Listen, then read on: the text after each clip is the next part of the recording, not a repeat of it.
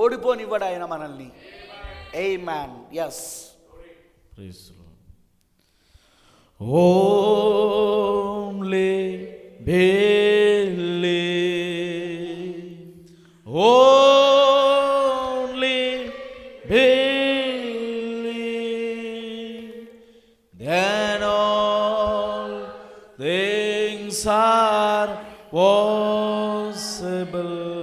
Amen, amen. Only believe. Yes, Lord, yes, Father. My Lord, I believe. My Lord, I believe that all things are possible. My Lord, I believe. My Jesus is here. My Jesus is here. And all things are possible. My Jesus is here. My Jesus is here. My Jesus is here. And all things are possible. My Jesus is here. Amen. My Jesus is here. Let's pray. Sorry. వాక్యం చూద్దాం. Let's open the Bibles. పరిశుద్ధ గ్రంథం తెరదాం. ప్రసంగి గ్రంథము 3వ అధ్యాయము. నీ కలము తీసుకొని రాయము అనే సబ్జెక్ట్ని నేను ఈరోజు కూడా కంటిన్యూ చేస్తున్నాను.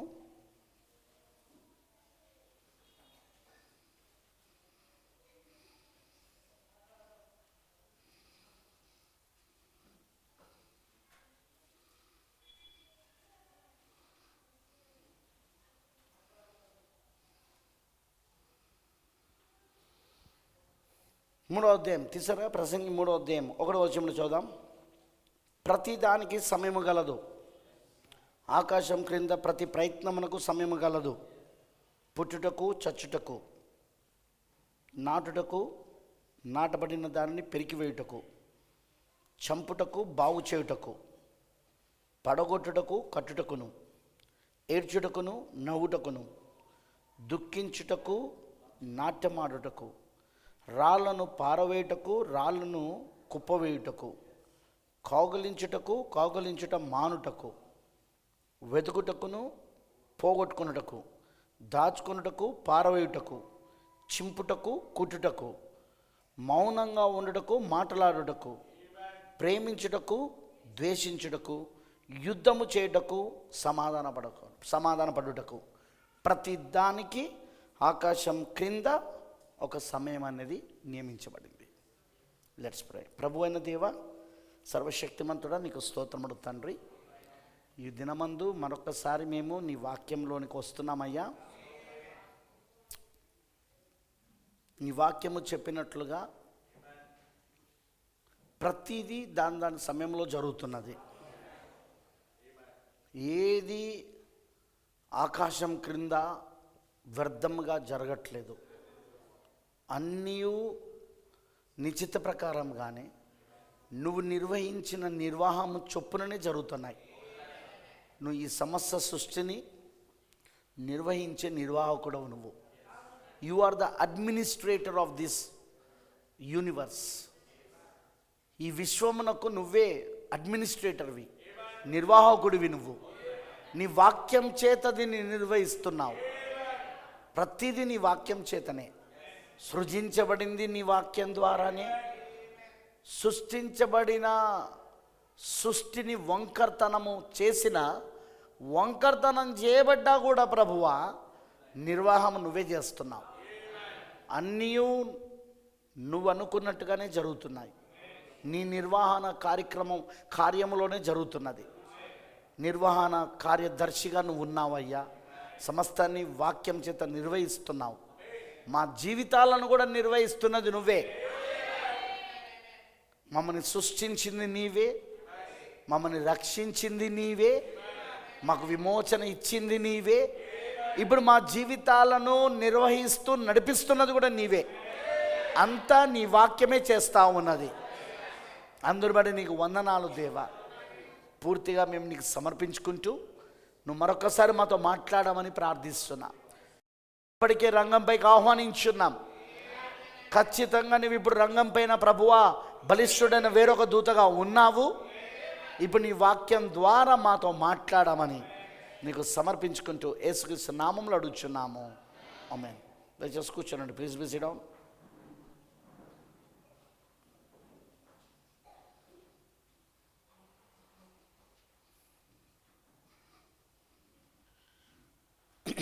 ప్రియమైన దేవుని పిల్లలారా, కొన్ని విషయాలను మనం చూసుకుంటూ వచ్చినాం. పోయిన వారం కూడా నీ కలము తీసుకొని రాయము అని పరిశుద్ధ ఆత్మ ప్రవక్త బ్రెన్హామ్ గారికి చెప్పినప్పుడు ఆయన ఇవన్నీ రాయడం మొదలుపెట్టాడు. ఆయన హల్లెలూయా. అందులో ముఖ్యంగా మనం ఏం చూస్తున్నామంటే, ఇది ఏ కాలం అంటే ఏదైతే విత్తబడిందో దాన్ని కోసే కాలం ఇది. ఆమేనంటారా? కడవరి వర్షము, తొలకరి వర్షము రెండు ఒకేసారి కుమ్మరించబడుతున్నాయి. మరియు ఇది విత్తనాలు విత్తేటప్పుడు వచ్చిన వర్షం కాదు. ఇది పంటను కోసేటప్పుడు వచ్చే వర్షం. ఇది గింజ పరిపక్వత చెందడానికి. కరెక్టేనా? ఆ చెట్టు పైన కలిగిన గింజ పరిపక్వత చెందడానికి పడుతున్న వర్షం ఇది. Praise Lord. హల్లెలూయా. ఆ వర్షం వలన ఇప్పుడు వస్తున్న వర్షం ఏంటిది అంటే అది తొలకరి వర్షము మరియు కడవరి వర్షము. దాన్ని మనం యాకోబు పత్రికలో ఆల్రెడీ చూసాం. మనం యాకోబు పత్రికలో మనం ఏం చూసాము అంటే తొలకరి వర్షము, కడవరి వర్షము.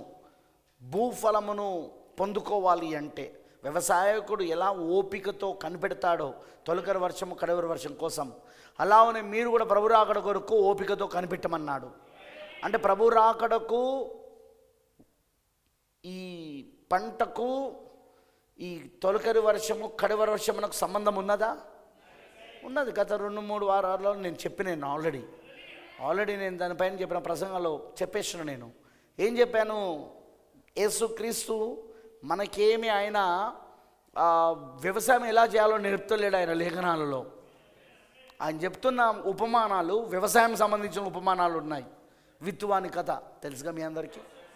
విత్తువాని కథలో మనం చూసిన, లేదా గోధుమలు, గొరుగులు విత్తనాల కథ, అవి విత్తబడినగా వాటి గురించి చూసిన, ఇవన్నీ వ్యవసాయానికి సంబంధించినవి, ప్రకృతికి సంబంధించినవి.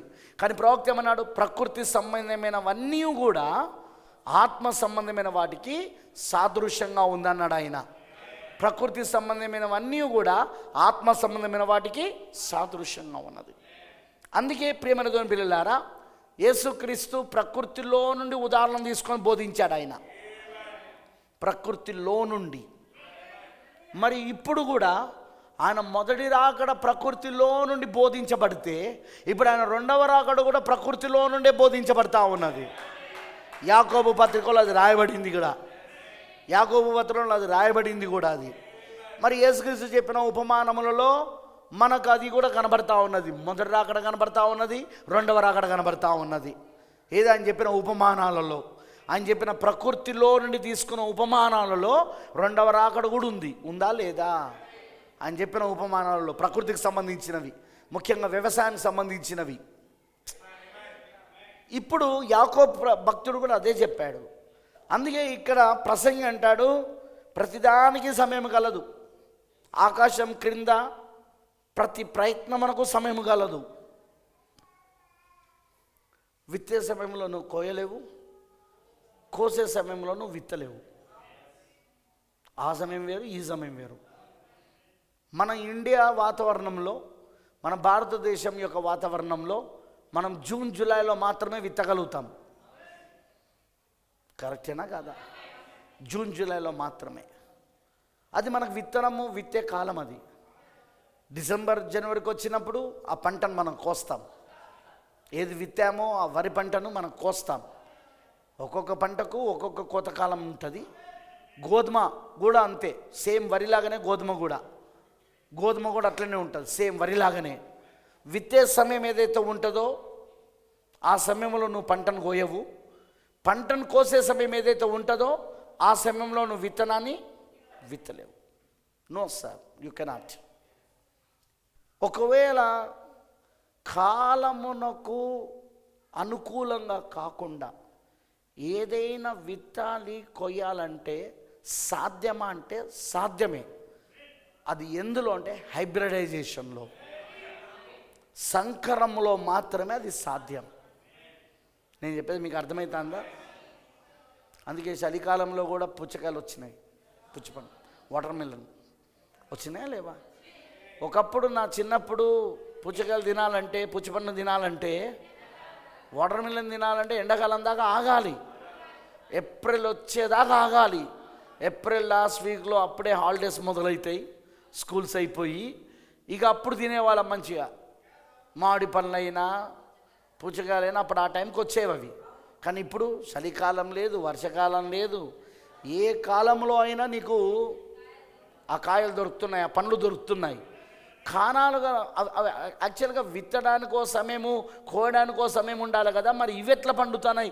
ఎప్పుడు పడితే అప్పుడు విత్తుతున్నాయి, ఎప్పుడు పడితే అప్పుడు కోస్తున్నారు. ఎలా జరుగుతుంది అంటే హైబ్రిడైజేషన్, సంకరం.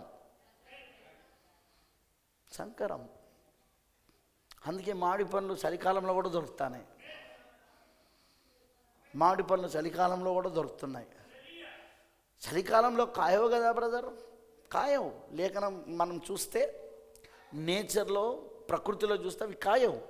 కానీ ఇది ఎట్లా కాస్తున్నది మరి చలికాలంలో అంటే సంకరం చేయబడడం ద్వారా. మీకు ఏమైనా అర్థమవుతుందా? మీకు ఇంకోటి చెప్తా, ఈ సంకరం వలన ఇంకోటి కూడా జరిగింది. అదేంటిదంటే ఈరోజు మనము డ్రాగన్ ఫ్రూట్ అని తింటున్నాం మనం. ఈ డ్రాగన్ ఫ్రూట్ యాక్చువల్గా నా చిన్నప్పుడు లేదు. నా చిన్నప్పుడు ఏందో 4-5 ఏళ్ళ క్రితం కూడా లేదు. ఓ 4-5 ఏళ్ళ నుండే మొదలైంది అది డ్రాగన్ ఫ్రూట్ అని. దాని పేరు కూడా ఇల్లే మనం, అదేంటో కూడా మనకు తెలియదు. ఎందుకంటే అది యాక్చువల్గా మన ఇండియాలో పండే ఫలం కాదు. అది ఇక్కడున్న వాతావరణానికి, ఇక్కడున్న పరిస్థితులకు, ప్రకృతి పరిస్థితులకు, వాతావరణానికి, ఇక్కడున్న మన్నుకి, సాయిల్ అది అసలు పండదు. అయినా ఇప్పుడు మన దగ్గర పండుతుంది. ఎట్లొచ్చింది అనుకుంటున్నారు మీరు? మీరు తినే డ్రాగన్ ఫ్రూట్ ఒరిజినల్ కాదు అది. దాని విత్తనాలు సంకరం చేయబడిన చెట్టులో నుండి మీరు దాన్ని తింటున్నారు ఈ రోజున. మీకు ఏమైనా అర్థమవుతుందని అన్నది? మంచు పడే ప్రాంతంలో, దట్టమైన మంచు పడే ప్రాంతంలోనే యాపిల్ కాస్తుంది. మనం ఒకప్పుడు తినాలంటే ఖచ్చితంగా చలికాలం వరకు ఎదురు చూడాలి. అదిగో అప్పుడు యాపిల్ ఫలాలు వచ్చేవి మనకు. ఎక్కడి నుండి వచ్చేవంటే కాశ్మీర్ యాపిల్, గుర్తుందా మీకు? సిమ్లా, కాశ్మీర్, ఎందుకు అక్కడ మంచు పడుతుంది బాగా. అలాంటి ప్రాంతంలో మాత్రమే యాపిల్ చెట్లు బతకగలుగుతాయి. అలాంటి ప్రాంతంలో, ఇలాంటి వేడి ప్రాంతంలో కాదు. కానీ ఇప్పుడు మన దగ్గర కూడా యాపిల్ చెట్లు పెడుతున్నారు, మన దగ్గర కూడా యాపిల్ పండ్లు కాస్తున్నాయి. మనకేం కాశ్మీర్ కాదు మనది సిమ్లా కాదు. మనకి ఇక్కడ వాతావరణం -డిగ్రీలో కూడా లేదు. అయినా ఎట్లా వస్తున్నది? సంకరం చేయబడుట. ప్రతిదీ హైబ్రిడైజేషన్.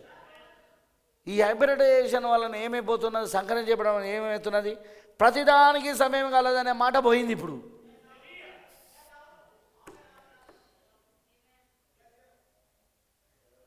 దేవుడు తన వాక్కు ద్వారా, తన యొక్క పలకబడిన మాట ద్వారా ఆదికాండం 1లో ఆయన సృష్టించిన సృష్టి ఉంది కదా, దానికి ఈ లేఖనం పనిచేస్తుంది.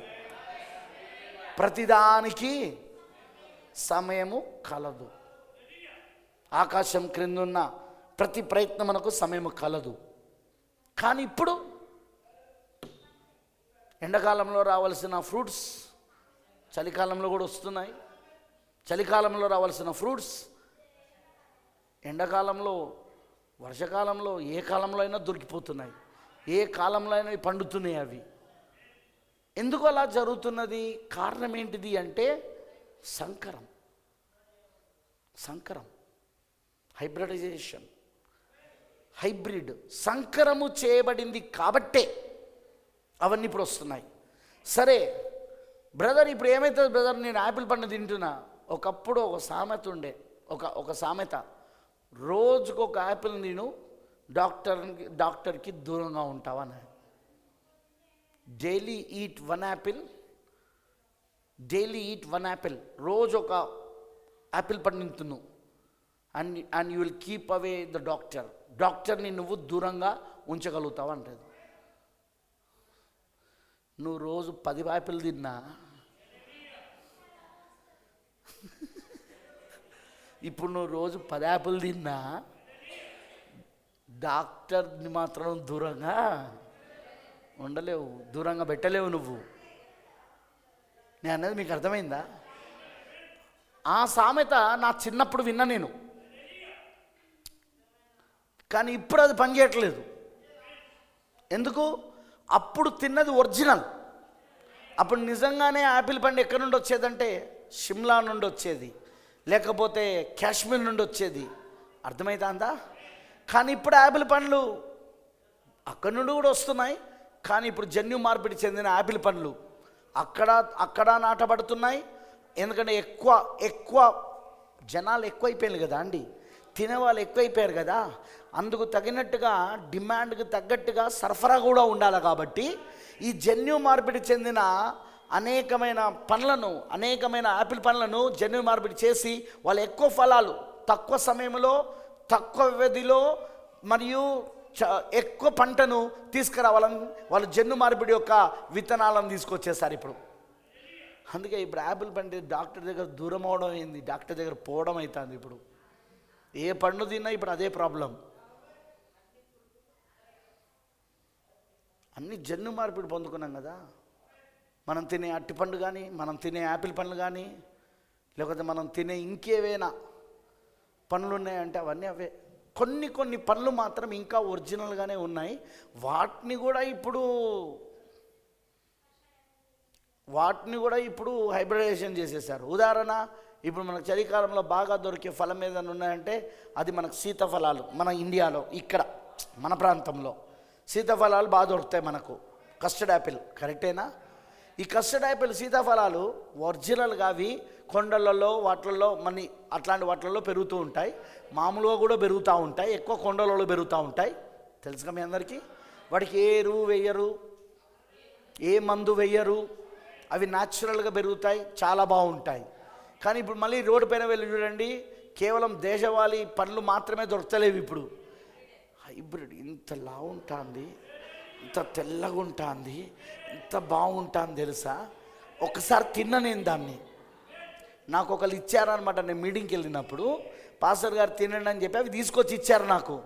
ఒక్కటి తిన్నానండి, నిజంగానే చాలా గుజ్జున్నది దాంట్లో. మనకు మామూలుగా నాటుకాయలో దొరికే దానికంటే చాలా గుజ్జున్నది, చాలా పెద్దగా ఉన్నది, గుజ్జున్నది. కానీ అసలు దాంట్లో రుచి లేదు, ఏమీ లేదు. అందులో ఉండే ఆ స్వీట్నెస్, అదే ఆ మాధుర్యత, ఆ మధురమైనది ఏదైతే ఉంటుందో అసలు హైబ్రిడ్ దాంట్లో లేనే లేదు. నేను దాన్ని తినలేక వదిలిపెట్టేసిన. నాకు చాలా ఇష్టం అవి, నాకు మామూలుగా ఈ ఫలాలు చాలా ఇష్టం.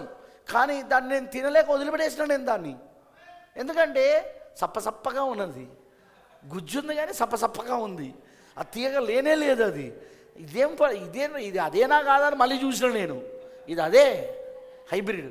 అందుకే నేను హైబ్రిడ్ ఎక్కడ కనబడినా కొనను నేను దాన్ని. కొంటే నాటకాయలే కొంటా, హైబ్రిడ్ మాత్రం నేను కొనను. ప్రేమైన తోని పిల్లలారా, ఇలా ఇంకా కొన్ని పనులు ఉన్నాయి లేండి, అవి నాటుకాయలుగా ఇంకా కొన్ని పనులు దొరుకుతాయి ఒరిజినల్, కానీ అన్నీ కావు. అందుకే ఆ నాటుకాయలు అదిగో నర్సంపేటలో చర్చ్ దగ్గర మనకు సీతాఫలాల చెట్టు ఉంది, చాలా బాగా కాస్తుంది. అది కాసేది ఎప్పుడైనా సరే, వర్షాకాలంలో కాయదు, ఎండాకాలంలో కాయదు, ఓన్లీ చలికాలంలోనే.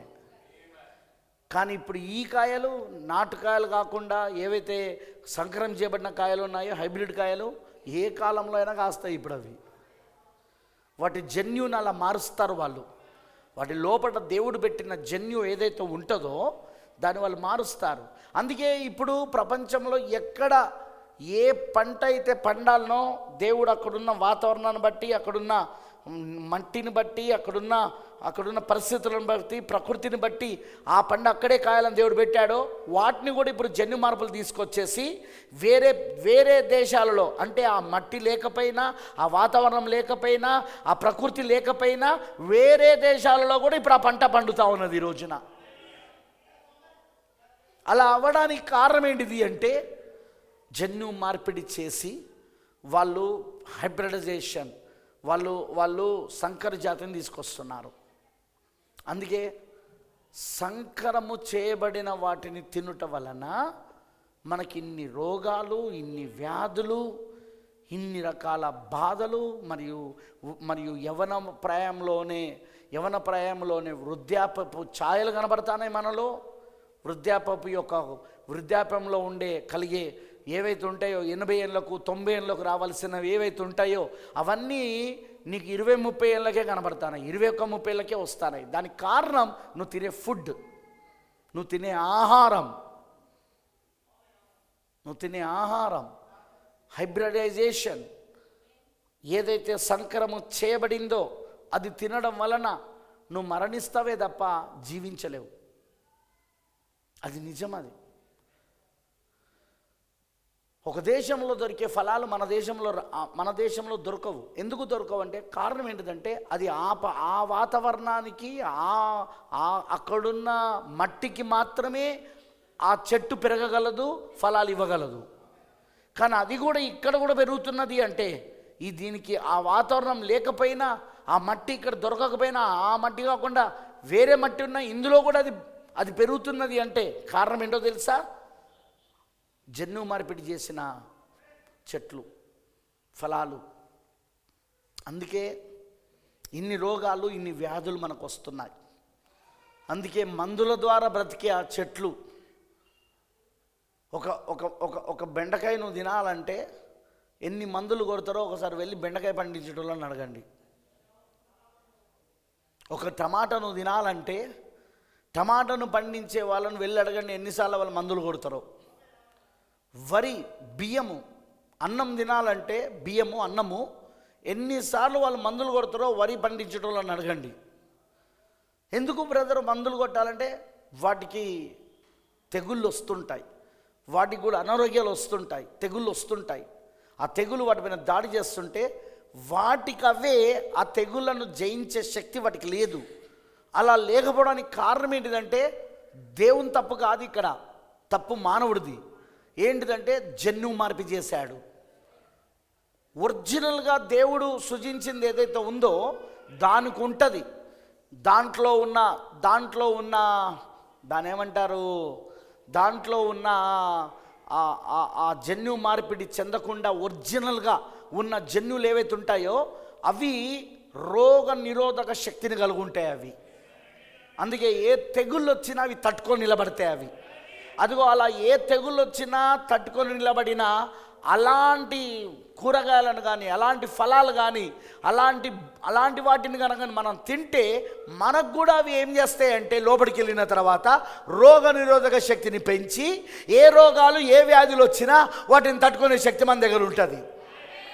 ప్రతిదానికి డాక్టర్ దగ్గరికి పరిగెత్తాల్సిన అవసరం ఉండదు. ఇక ప్రతిదానికి డాక్టర్ దగ్గరికి వెళ్ళడము, ప్రతిసారి ఇంజెక్షన్ వేయించుకోవడము, ప్రతిసారి మందులు వాడడము అవన్నీ ఉండవు. అవి ఎప్పుడూ చెప్తుంటా నేను ఈ మాట, మందుల ద్వారా బతికే ఆ చెట్లను మనం తింటే మనం కూడా మందుల ద్వారానే బతకాలి. మరి అవి తింటే మనకు మందులు లేకుండా చేస్తాయా? లేవు. అవి బ్రతకడానికే వాటికి మందులు కొట్టాల్సి వస్తుంది. వాటిని తింటే మనకు కూడా ఇప్పుడు మందులు కొట్టాలా లేదా? పిచికారి చేయాలా లేదా? మనకు కూడా చేయక తప్పట్లే. అందుకే కొంచెం వాతావరణం మారినా జ్వరం వచ్చేస్తుంది, జలుబు వచ్చేస్తుంది. కొంచెం ఏదైనా క్రిములు మనం తాగే నీళ్ళల్లో కానీ, మనం తినే ఆహారంలో కానీ, మనం పీల్చుకునే గాలిలో కానీ మనలోనికి వెళ్ళిపోయినాయి అనుకో, ఆ బ్యాక్టీరియా కానీ లేకపోతే ఆ వైరస్ కానీ మనలోకి వెళ్ళిపోయినాయి అనుకో, వెంటనే మనకు జ్వరం వచ్చేస్తుంది, వెంటనే మనకు అనారోగ్యం వచ్చేస్తుంది. అందుకు కారణం ఏంటిదంటే ఇదే. పాస్టర్ గారు నీకోటి తెలుసా, నేను మాంసం తప్ప ఏది తినను. అవేమైనా మేలు చేత అనుకుంటానవా? నువ్వు తినే కోడి బ్రాయిలర్ కోడి మిషన్కి పుట్టింది. అది దేనికి పుట్టింది కాదా తెలియదా మీకు? ఆ గుడ్లను తీసుకుపోయి ఎక్కడ పెడతారు చెప్పండి? పొదుగు యంత్రాలు ఉంటాయి అక్కడ, ఇన్క్యుబేటర్స్. అందులో పెడితే అవి ఏమవుతాయి? పిల్లలు అవుతాయి, మిషన్కి పుట్టిన పిల్లలు. ఇక ఆ తర్వాత వాటిని పెంచడానికి, వాటిని పెద్దగా చేయడానికి, వాటికి మాంసం రావడానికి అన్నిటికీ అది ఏం చేస్తారు? ప్రతిదానికి ఏం చేస్తారు వాళ్ళు? ఇంజక్షన్లు ఇచ్చే ఆ కోడిని తింటే నీకు ఇంజక్షన్లే ఇవ్వాలా? ఇంజక్షన్ల ద్వారా బతికిన కోడి నువ్వు తిన్నావనుకో ఆ కోడిని, నీకు ఇంజక్షన్లే. అంతే, వేరే అవకాశం లేదు. ఆర్ఎంపీ డాక్టర్ జిందాబాద్ అనాల్సిందే, పక్కన ఆర్ఎంపీ డాక్టర్లు ఉండాల్సిందే. ప్రియమైన దేవుని పిల్లలారా, నేను ఇది ఎందుకు చెప్తున్నానంటే, ఈరోజు లేఖనం చెప్పినట్టుగా, వాక్యం చెప్పినట్టుగా ప్రతీది కూడా సంకరం చేయబడింది. సంకరము యొక్క కాలంలో మనం జీవిస్తున్నాం. హైబ్రిడైజేషన్, ప్రతిదీ హైబ్రిడ్ అయిపోయింది. హైబ్రిడైజేషన్ సరే, ఇదంతా భౌతికంగా. మరి ఆత్మీయంగా ఏంటి? మరి సేమ్. ఇక్కడ భౌతికంగా ప్రకృతి పరంగా ఏం జరుగుతుందో ఆత్మీయంగా కూడా అదే జరుగుతున్నది. సంకరం చేయబడ్డ వాక్యం, జన్యు మార్పు చేయబడిన వాక్యం, కలిపి చెరిపెడు వాక్యం. కరెక్టేనా? కలిపి చెరిపెడి వాక్యం, సంకరం చేయబడిన వాక్యం. ఆ వాక్యం తింటే ఏమవుతుంది బ్రదర్? ఏమవుతుంది? అది తింటే ఎట్లా మరణం వస్తుందో భౌతికంగా, ఇది తింటే అలానే మరణం వస్తూ ఉన్నది. అందుకే సంఘశాఖ వాడు ఇచ్చే ఆహారం, సంస్థాగత సంఘాలలో వచ్చే ఆహారం, ఆ టీవీ ప్రసంగికుల ద్వారా వచ్చే ఆహారం, ఆ యూట్యూబ్ ప్రసంగాల ద్వారా వచ్చే ఆహారం, అది ఒరిజినల్ ఫుడ్ కాదు. అది ఒరిజినల్ ఫుడ్ కాదు. అది నీ ప్రాణానికి అది అసలైన ఆహారం కాదు. అది అసలైన ఆహారం ఈ దేవుడి వాక్యం. దీంట్లో ఏది కలపడానికి కానీ తీసివేయడానికి కానీ వీల్లేదు. ఇక్కడ జన్యు మార్పులు చేయడానికి వీల్లేదు. ఇక్కడ ఆత్మీయంగా ఉన్నది ఉన్నట్టుగా దీన్ని నమ్మాలి. ఉన్నది ఉన్నట్టుగా నీకు ఇది బోధించబడాలి. ఉన్నది ఉన్నట్టుగా నువ్వు దీన్ని తినాలి. ఇందులో ఏది కలపడానికి కానీ ఏది తీసేయడానికి కానీ వీల్లేదు. నేను చెప్పేది మీకు ఏమైనా అర్థమవుతుందా? ఏది కలపడానికి కానీ ఏది తీసేయడానికి కానీ వీలు లేదు. అందుకే ఈరోజు సంఘము చచ్చిపోయి ఉన్నది, మరణించి ఉన్నది.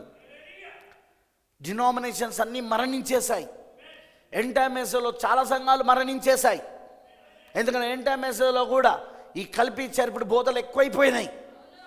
ప్రవక్త టేపులలో ఏం బోధించాడో దాన్నే బోధించమని చెప్తే దాంట్లో వీళ్ళ సొంత ఆలోచనలు కలిపేయడం, దాంట్లో వీళ్ళ ఆలోచనలకు ఆ ప్రవక్త చెప్పిన టేపులలో సరిపోకపోయేసరికి వాటిని తీసేయడం, వీళ్ళు నమ్ముతున్న సిద్ధాంతానికి ఆ ప్రవక్త చెప్పిన టేపులలో ఉన్న ప్రసంగాలు ఏవైతే ఉన్నాయో దానికి సరిపోకపోతే అందులో ఉన్న కొన్ని విషయాలు తీసేయడం, వీళ్ళకి ఆలోచనకు తగినట్టుగా దీన్ని మార్చుకోవడం, వర్తమానాన్ని వాక్యాన్ని వాళ్ళ ఆలోచనకు వాళ్ళు నమ్ముతున్న సిద్ధాంతాలకు తగినట్టుగా వాక్యాన్ని మార్చేసుకోవడం. కలిపి చేర్పడి బోధ, ఆత్మంగా, ఆత్మ సంబంధంగా, హైబ్రిడ్, అదే అదే సంకరం చేయబడిన బోధతో ఈరోజు ఎంతమందిని ఎంటెంఎస్లో చంపేస్తున్నారో తెలుసా వీళ్ళు. చివరి కాల వర్తమానంలో అనేక మంది చావడానికి కారణం ఆత్మీయంగా వాళ్ళు చచ్చారా బ్రదర్? ఎస్, వాళ్ళు చచ్చిపోయి ఉన్నారు. వాళ్ళు బ్రతుకున్నావనే పేరు మాత్రమే నువ్వు కలుగున్నావు, కానీ మృతుడివే అని బైబిల్ చెప్తున్నది. They are dead in spirituality. ఆత్మ సంబంధంగా వాళ్ళు చచ్చిపోయి ఉన్నారు. వాళ్ళు -90 డిగ్రీలో, -90 డిగ్రీలో ఉన్న శవాలను భద్రపరిచే గదిలో ఉన్నారు ఇప్పుడు వాళ్ళు, శవాలలాగా. ఆ శవాలను పాడవకుండా, అవి కులిపట్టకుండా ఉండడానికి -90 డిగ్రీస్లో పెడతారు వాళ్ళు. -90 డిగ్రీస్లో శవం కులిపోదు, శవం పాడైపోదు. మీకు ఇంకా ఉదాహరణ చెప్పాలా, మీరు చికెన్ తెచ్చుకున్నారు, లేదా మీరు ఫిష్ తెచ్చుకున్నారు, ఫిష్ మొత్తం తినలేదు, దాన్ని ఏం చేస్తారు మీరు? దాంట్లో కొంచెం తీసుకొని వండుకొని తిన్నారు, మిగతా తీసుకుపోయి ఏం చేస్తారు మీరు? డీప్ ఫ్రిడ్జ్లో పెడతారు. ఉట్టి ఫ్రిడ్జ్ కాదు, deep fridge. -7 degrees, -10 degrees, minus అందులో పెట్టేస్తారు. అప్పుడు అది ఏమవుతుంది? అది చెడిపోతుందా? చెడిపోదు. అది -డిగ్రీల్లో ఉండడం వలన, అంత చల్లగా ఉండడం వలన. అర్థమైందని అన్నది. సేమ్ ఇప్పుడు శవాలను కూడా ఎక్కడ పెడతారంటే, అవి చెడిపోకుండా, కులిపోకుండా ఉండడానికి -90 డిగ్రీస్లో ఉన్న రూమ్లో పెడతారు, గదిలో పెడతారు, లేదా బాక్సులలో పెడతారు. ఆ బాక్సులలో, ఆ శవాలను భద్రపరిచే బాక్సులు ఉంటాయి. ఆ బాక్సులలో -90 డిగ్రీస్ ఉంటుంది దాని టెంపరేచర్. ఆ శవం ఎన్ని రోజులైనా అది కులిపోదు, అది కులిపోకుండా ఉంటారు. ఈరోజు సంఘం పరిస్థితి కూడా అదే. ప్రాఫెట్ చెప్పాడు, పాస్టర్లు మెయింటైన్ చేస్తున్నారు -90 డిగ్రీస్ ఉండేటట్టు. పాస్టర్స్ మెయింటైన్ చేస్తున్నారు టెంపరేచర్ని, ఉష్ణోగ్రతను. ఈ శవాలు ఏవి కూడా కులిపోవద్దురా బాబు, బ్రతుకున్నావనే పేరు మాత్రమే నీకున్నది, కానీ నువ్వు మృతుడివే. ఈ చచ్చిపోయిన శవాలు ఎంటెంఎస్లో, ఈ చచ్చిపోయిన శవాలు, ఈ డినామినేషన్లో చచ్చిపోయిన ఈ శవాలు ఏవి కూడా కుళ్ళిపోవద్దురా బాబు, కుళ్ళిపోతే అందరికీ తెలిసిపోతుంది అని చెప్పి వీళ్ళు ఆత్మ సంబంధంగా ఏం చేస్తారంటే, ఎప్పుడు చూసినా -90 డిగ్రీస్లో ఉండేటట్టు చూసుకుంటారు. నువ్వు ఒకవేళ ఒక వర్తమానం పట్టుకొని పోయి అడిగినావు అనుకో, పాస్టర్ గారు నేను పలానా వర్తమానం చదివిన ప్రవక్త గారి నుండి, నేను ఇప్పుడు మెసేజ్ల గురించి మాట్లాడతానా, నేను పలానా చదివిన పాస్టర్ గారు, ఉదాహరణ అది 7 ముద్రల్లోని ఎడమానే వర్తమానంలో 38వ పారాగ్రాఫ్ నుండి నేను చదివితే, ఇది రాకడా అని చెప్పాడు కదా పాస్టర్ గారు.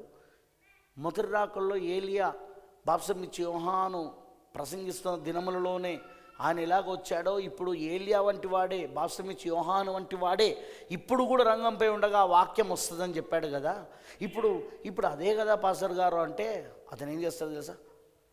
బ్రదర్ అవన్నీ తప్పు బ్రదర్, నీకు అర్థం కాలే బ్రదర్ మెసేజ్, నీకు వాక్యం అర్థం కాలే, నీకు వర్తమానం అర్థం కాలే.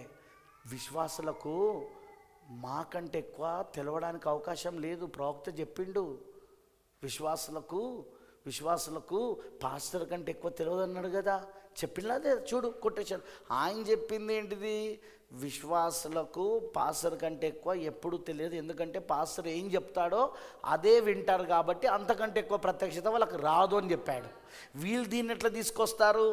నీకు ఏది మాకంటే ఎక్కువ ప్రత్యక్షత వచ్చినా అది దయ్యమే, ఎందుకంటే మాకంటే ఎక్కువ నీకు తెలవడానికి వీలు లేదని ప్రవక్త చెప్తున్నాడు, మాకంటే ఎక్కువ నీకు ఎట్లా తెలుస్తుంది బ్రదర్? దయ్యం తప్ప అని అంటారు వీళ్ళు.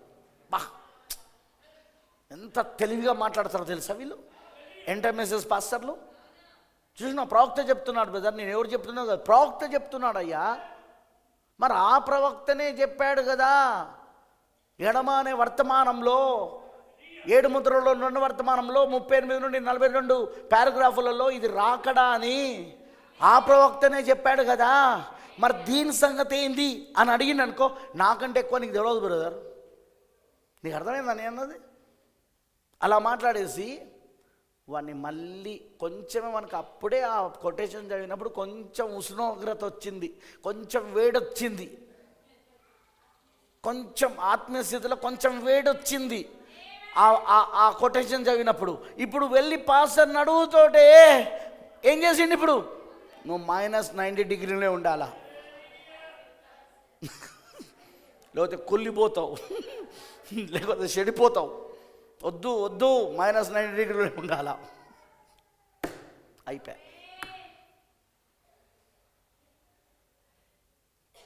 ఒకవేళ ఎవరైనా తప్పిదారైన వాళ్ళ సంఘంలో నా ప్రసంగం విన్నారనుకో, నేను చెప్పిన ప్రసంగంలోని విషయాలు తీసుకొని ప్రవక్త వర్తమానంలోని కొటేషన్స్ తీసుకొని పాస్టర్ దగ్గరికి వెళ్ళిననుకో, నువ్వు మార్క్ బ్రదర్ ప్రసంగం విన్నావు కదా, నీకు తెలుసా మార్క్ బ్రదర్ ఎట్లా అంటాడో, మార్క్ బ్రదర్ ఇట్లా అంటాడు, మార్క్ బ్రదర్ అట్లా అంటాడు, మొన్న నేను 10 మంది బడికి వెళ్ళిపోయిన మార్క్ బ్రదర్ దగ్గర నుండి, నీకు తెలుసా బ్రదర్ మార్క్ బ్రదర్ ఇట్లా అట్లా, మళ్ళీ -90 డిగ్రీస్. మళ్ళీ ఏం చేస్తాడు ఇప్పుడు, మళ్ళీ -90 డిగ్రీలకు తీసుకో. అరే నువ్వు శవం రా, నిన్ను కుళ్ళిపోకుండా చూడడమే నా బాధ్యతరా, నిన్ను లేపొద్దు కుళ్ళుబట్టనియద్దు. అంటే మృతుడవైన నిన్ను లేపొద్దు, నిన్ను బ్రతికించనివ్వద్దు, అదే సమయంలో నువ్వు కుళ్ళిపట్టకుండా చూసుకోవాలి నేను. అందుకు వాళ్ళు ఏం చేస్తూ ఉంటారు, -90 డిగ్రీస్ శవాలను భద్రపరిచే గదిలాగా వాళ్ళ సంఘాన్ని మార్చేస్తారు. ఇప్పుడు వాళ్ళు అది కాదండి ప్రవక్త చెప్పాడుగా, మార్పాస్టర్ గారు తీసి చూపించాడు. చెప్తానా కదా మార్పాస్టర్ ఎట్లా అంటాడో, మార్పాస్టర్ భార్య ఎట్లా అంటుందో తెలుసా, వాళ్ళ పిల్లలు ఎట్లా ఉంటుందో తెలుసా. ఏం తెలుసు బ్రదర్ నీకు వాళ్ళ గురించి? చూడండి, ప్రసంగం పక్కబెట్టింది ఇప్పుడు తెలివిగా జ్ఞానముగా మార్పాస్టర్ ఇట్లా అంటాడు, మార్పాస్టర్ అట్లా అంటాడు. ఒకవేళ ఆశీష్ లాల్ గారి ప్రసంగం విన్నారనుకో, ఆశీష్ లాల్ గారిది తీసుకొని పోయిననుకో, మీరు ఆశీష్ లాల్ గారిది వింటున్నారు కదా, మీకు ఆశీష్ లాల్ సంగతి తెలుసా? మీకు ఆశీష్ లాల్ సంఘంలో ఏం జరిగిందో తెలుసా? మీకు ఆశీష్ లాల్ ఎట్లా అంటాడో మీకు తెలుసా? ఆశీష్ లాల్ గారు ఇట్లా అంటాడు, ఆశీష్ లాల్ గారు అట్లా అంటాడు, ఆశీష్ గారి సంఘంలో ఇట్లా జరుగుతుంది, ఆశీష్ గారు నీకు తెలుసా ఆశీష్ గారి సంఘంలో ప్రతి ఆదివారము ప్రభురాత్రి భోజనం ఇస్తాడు. తప్పేముంది? కానీ వానికి ఎట్లా చెప్తాడంటే ప్రతి ఆదివారం ఇవ్వచ్చా ప్రభురాత్రి భోజనం? అదిగో హెబ్రోన్ వాళ్ళు ఇస్తారు ప్రతి ఆదివారం ప్రభురాత్రి భోజనం. అదిగో హెబ్రోన్ సిద్ధాంతాన్ని ఆశీష్ లాల్ గారు ఫాలో అవుతున్నారు. ఆశీష్ లాల్ గారి సంఘంలో అందరు కిందనే కూర్చుంటారు. అదేంటిది అనుకుంటున్నావు, అందరు కింద కూర్చోవడం? అదిగో సంఘ శాఖలు ఎలాగైతే ఆ పెంతకోస్తలు కిందనే కూర్చుంటారో, హెబ్రోన్ వాళ్ళు కిందనే కూర్చుంటారో, వాళ్ళు కూడా అట్లనే కిందనే కూర్చుంటారు. ఇప్పుడు వర్తమానం ఎక్కడో పోయింది, చెప్పిన ప్రసంగం ఎటో పోయింది.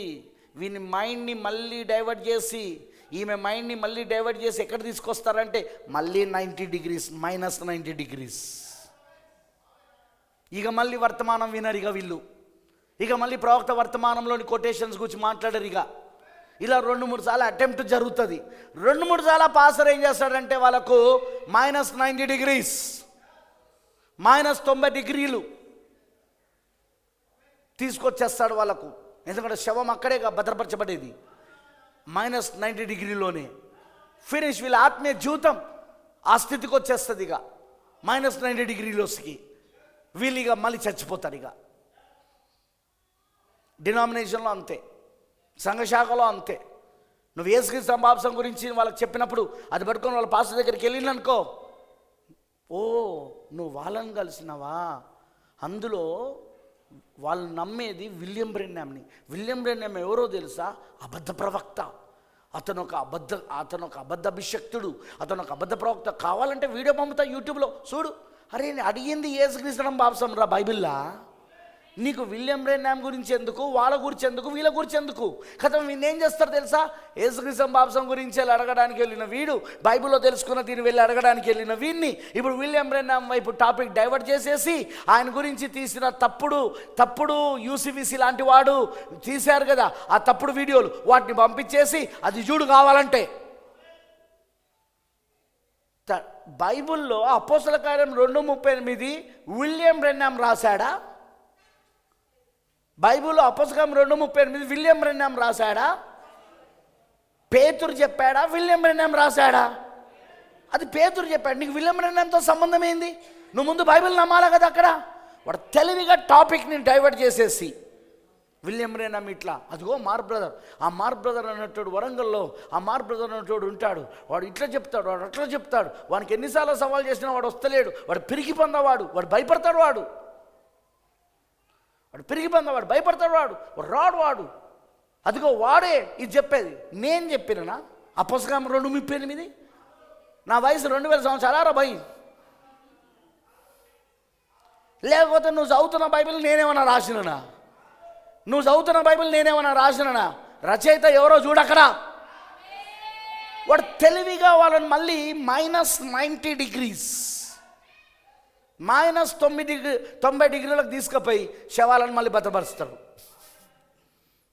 ఆ శవాన్ని పునరుద్ధానం అస్సలు పొందుకోనియరు. అది పునరుద్ధానం పొందుకోవాలంటే దానికి వేడి కావాలా? మీరు ఎప్పుడైనా గమనించారా? మనిషి చచ్చిపోతుంటే చల్లగా అవుతుంటే ఏం చేస్తారు? వెళ్ళి కాళ్ళు చేతులు ఏం చేస్తా అంటారు? చెప్పండి అమ్మా,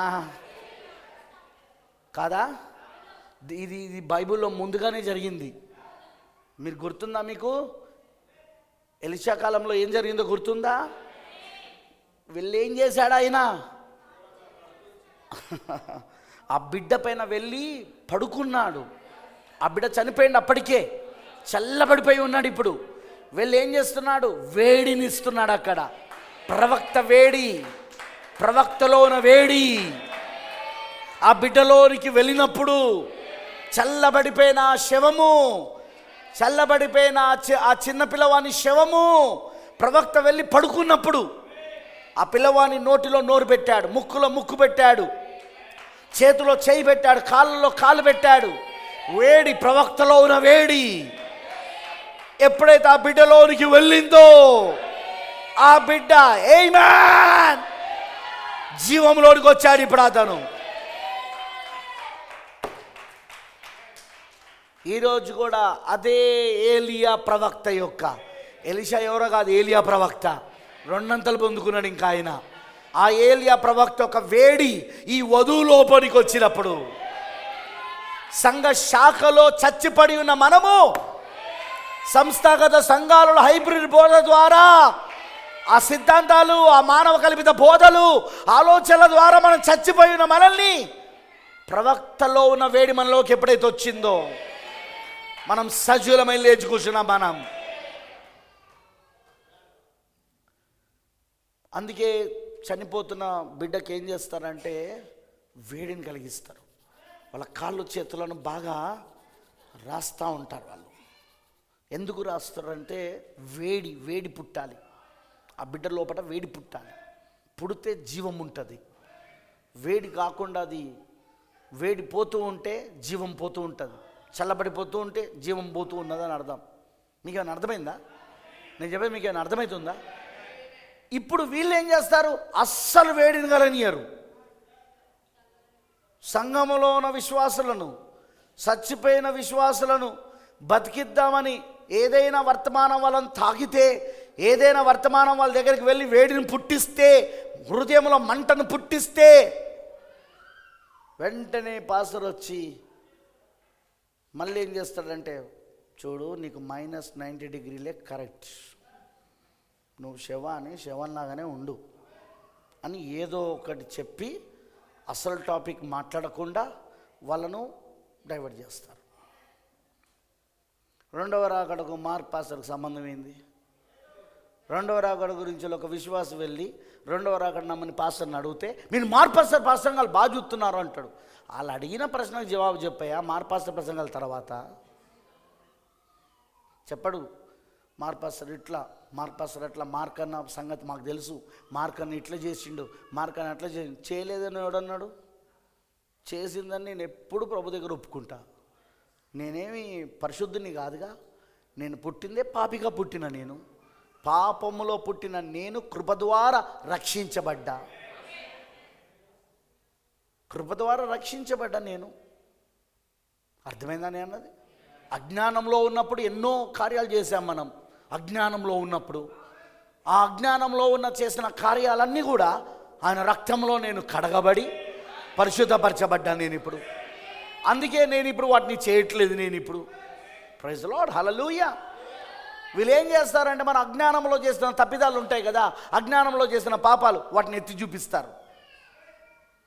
ఇది ఇట్లా, అదట్లా, ఈయన ఇట్లా చేశాడు, ఆయన అట్లా చేశాడు.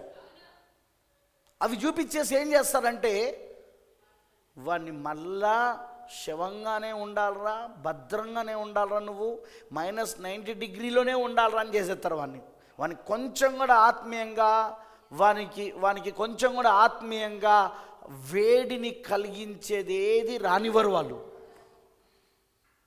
That is the spirit of devil. అదే దయ్యపు ఒక ఆత్మ. నువ్వు చావాలని కోరుకునేది అపవాది, చావొద్దని కోరుకునేది దేవుడు. ఆది పాపంలో మీకు తెలుసుగా, మీకు దేవుడు ఏమని చెప్పాడు? చావొద్దని కోరుకొని చెప్పాడు ఆయన. మీరు ఈ తోటలో ఉన్న ఏ చెట్టు ఫలమునైనా మీరు నిరభ్యంతరంగా తినవచ్చు, కానీ ఈ తోట మధ్యలో ఉన్న మంచి చెడులు తినొచ్చే వృక్ష ఫలం మాత్రం మీరు తినకూడదు, తినమని నిశ్చయంగా. ఆయన ఏం కోరుకుంటున్నాను ఇప్పుడు? తినొద్దు, చావొద్దు. దేవుడు ఏం కోరుకుంటాడండి? అందుకే హెచ్చరిక చేశాడు ఆయన. వాళ్ళు ఒకవేళ వాళ్ళకి హెచ్చరిక చేయకపోతే పొరపాటున తిన్నారనుకో, పొరపాటున నిషేధించబడిన ఆ చెట్టు ఫలమును వీళ్ళు భుజించారనుకో, అప్పుడు వాళ్ళు చస్తారని తెలిసే ఆయన హెచ్చరిక చేశాడు ఆయన. మీరు చావద్దు అని కోరుకొని హెచ్చరిక చేశాడు ఆయన. ఎందుకంటే తింటే చస్తారు అని. వాడిట్లో చిన్నవాడు వీళ్ళు చావాలి, వీళ్ళు చావాలి, వీళ్ళు చావాలి అనుకుంటూ వచ్చినవాడు. వాడి మనసులో ఏముంది? ఆదమవ్వలు ఇద్దరు చచ్చిపోవాలి, ఆదమవ్వలు ఇద్దరు చచ్చిపోవాలి. అందుకు వాడు వచ్చి ఏం చేశాడు? అవ్వ దగ్గర మీరు చావనే చావు. వాడు చావరు అని కోరుకోవట్లేదు, వాడు పైకి మాత్రం చావడు అని కోరుకున్నట్టు అనిపిస్తుంది. లేదు లేదు, వీళ్ళు చావద్దు అని కోరుకోవట్లేదు, వాడు చావాలనే అబద్ధం చెప్పిండు. వాడు అక్కడ వీళ్ళు మరణించాలనే వాడు అబద్ధం చెప్పాడు. దేవుడు మరణిస్తాడు అని చెప్తే నువ్వు మరణిస్తావు ఆ చెట్టు ఫలమును తింటే అని దేవుడు చెప్తే, ఆ నిషేధించబడిన ఆ చెట్టు ఫలాన్ని నువ్వు భుజిస్తే మరణిస్తావు అని చెప్తే, వీడొచ్చి నువ్వు తిన్నా చావవు అని చెప్పిండు వీడు. ఎందుకంటే వీని కోరిక ఏంటిది? నువ్వు చావాలి, నువ్వు మరణించాలి. ఈరోజు అపవాది కోరిక ఏంటిది? సంఘం విషయంలో నువ్వు మరణించాలి, నువ్వు చావాలి. You must die. ఆత్మీయంగా నువ్వు చావాలి, ఆత్మీయంగా నువ్వు చావాలి. అందుకే వాడు ఈరోజు సంఘ శాఖలో, సంస్థాగత సంఘాలలో ఆ పాస్టర్లను వాడుకుంటున్నాడు, వాడు ఆ సేవకులను వాడుకుంటున్నాడు, వీళ్ళని ఆత్మీయంగా చంపేస్తున్నాడు. చాలామంది అందులో ఫేమస్ అవడానికి కారణం భౌతిక దీవెనలు, భౌతిక ఆశీర్వాదాలు. దేవుడు మిమ్మల్ని దీవిస్తాడు, దేవుడు మిమ్మల్ని ఆస్వాదిస్తాడు. వాళ్ళు కూడా వచ్చి సాక్ష్యం ఏమిస్తారు విశ్వాసులు? అయ్యగారు ప్రార్థన చేశాడు, దేవుడు నాకు ఉద్యోగాన్ని ఇచ్చాడు. మరి నీతో పాటు చాలామంది ఉద్యోగాలు పొందుకున్నారు, వాళ్ళందరూ అయ్యగారు ప్రార్థన చేయలేగా?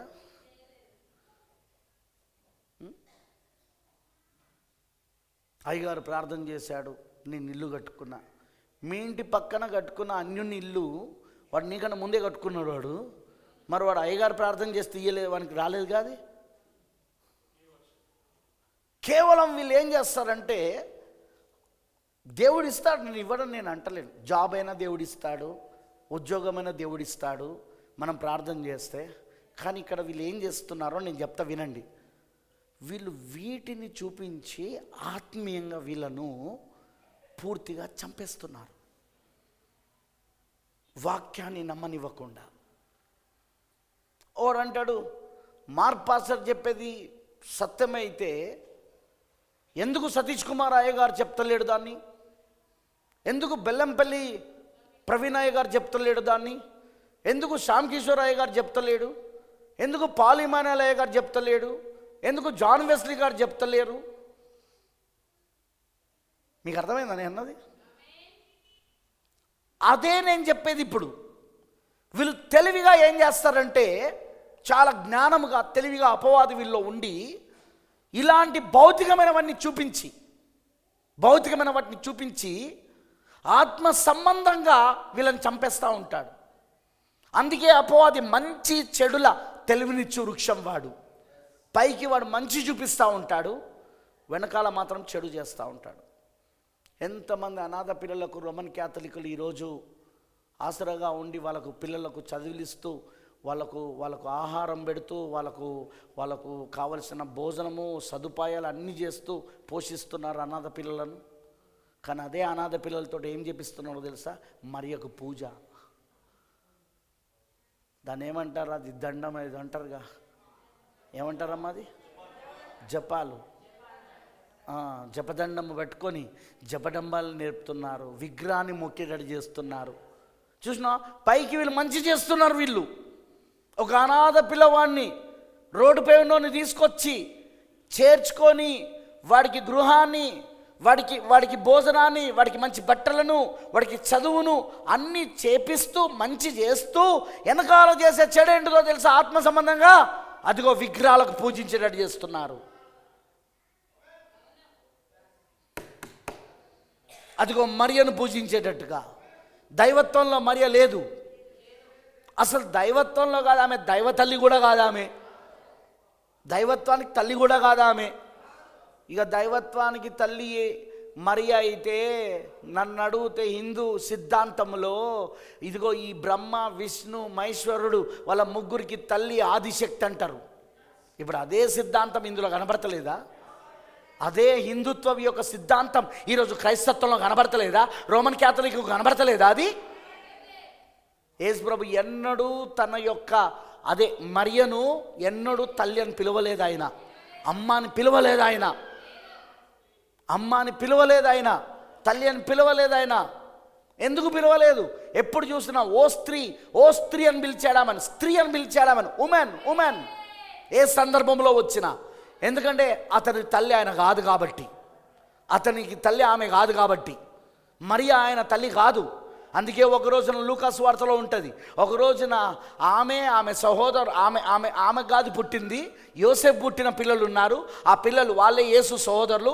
వాళ్ళు కలిసి యేసు పెట్టిన మీటింగ్ దగ్గరకు వచ్చినప్పుడు, ఇదిగో నీ తల్లియు నీ సహోదరులు వచ్చినారంటే, ఎవరు నా తల్లి, ఎవరు నా సహోదరులు అని శిష్యుల వైపు చూపిస్తూ, ఇదిగో నా తండ్రి చిత్త ప్రకారంగా చేయవారైన వీరే నా తల్లియు నా సహోదరులు ఉన్నారు అన్నాడు. ఇంకొక ప్రసంగంలోనూ ఆయన నిన్ను కన్న తల్లి ధన్యురాలై ఉన్నది, ఆమె నువ్వు కుడిచిన ఆ స్తన్యములు ధన్యమై ఉన్నవి అంటే ఆయన ఏమన్నాడో తెలుసా? అవును, కానీ నేను చెప్తున్న ఈ వాక్యమును విని దాని ప్రకారంగా ప్రవర్తించేవాడు జీవించేవాడు ఆమె కంటే ధన్యులై ఉన్నారు అన్నాడు. మరీ ధన్యులై ఉన్నారు అన్నాడు. ఈరోజు మరియ కంటే మనం ధన్యులమని మీకు తెలుసా? మరియ కంటే మరీ ధన్యులమని యేసు ప్రభువే చెప్పిండు. మరియ కంటే మరీ ధన్యులమని యేసు ప్రభువే చెప్పాడు. ఆయన వాక్యం కాదంటవా? మంచి చెడుల తెరుచే వృక్షం వాడు అపవాది. మంచి చెడుల తెరుచే వృక్షం. పైకి మంచి చేస్తాడు వాడు, కానీ వెనకాల చెడుని చేస్తుంటాడు. వాని మంచి వెనకాల ప్రతిసారి వారి మంచి వెనకాల చెడు ఉంటుంది. వాని మంచి వెనకాల చెడు ఉంటుంది. మామూలుగా చెప్తున్నా, నేను ముగిస్తున్నాను. నేను చదవాల్సింది ఇక్కడ ఉండే, కానీ చూద్దాం, సాయంత్రం చూద్దాం, వేరే మళ్ళీ నెక్స్ట్ చూద్దాం. నేను మామూలుగా చెప్తున్నా ఈ విషయం. ఇవి కామన్గా జరుగుతూ ఉంటాయి. చాలా బాధలలో కష్టాలలో ఉన్న ఒక స్నేహితుడు ఉన్నాడు అనుకో, ఇంకొక స్నేహితుడు ఆ బాధల్లో కష్టాల్లో ఉన్నప్పుడు ఆదుకుంటాడు. అప్పుడు ఈ స్నేహితుడు నిజంగా మంచోడు అనుకుంటాడు. అందరు కాదు, నేను కొద్దిమంది గురించి చెప్తున్నా, కొన్ని జరుగుతుంటాయి ఇట్లాంటివి. కానీ వాడేం చేస్తాడు? వాడు వీని భార్యతో అక్రమ సంబంధం పెట్టుకుంటాడు. చూసినా, వాడు హెల్ప్ చేస్తూ అక్రమ సంబంధాలు. కొన్నిసార్లు స్త్రీలకు హెల్ప్ చేస్తూ, లోకంలో జరిగేది ఇవి. పరాయి పురుషులు స్త్రీలకు హెల్ప్ చేస్తారు, ఫ్రెండ్స్ ద్వారా హెల్ప్ చేస్తారు, లేదా వాళ్ళ ఆయన ఫ్రెండ్ ద్వారా, లేదా వాళ్ళ నాన్న ఫ్రెండ్ ద్వారా హెల్ప్ చేస్తారు. వాళ్ళు ఏం చేస్తారు? హెల్ప్ చేస్తున్నారు, మంచి చేస్తున్నారు, చేస్తూ వాళ్ళతో అక్రమ సంబంధం, వాళ్ళతో తప్పుడు సంబంధం.